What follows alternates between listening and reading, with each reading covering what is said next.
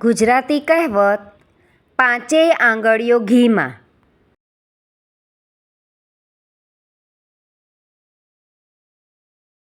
પાંચેય આંગળીઓ ઘીમાં.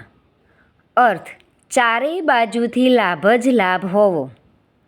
વાક્ય: રમેશભાઈને લોટરી લાગી અને સાથે જ નોકરીમાં પ્રમોશન પણ મળ્યું. અત્યારે તો એમની પાંચેય આંગળીઓ ઘીમાં છે.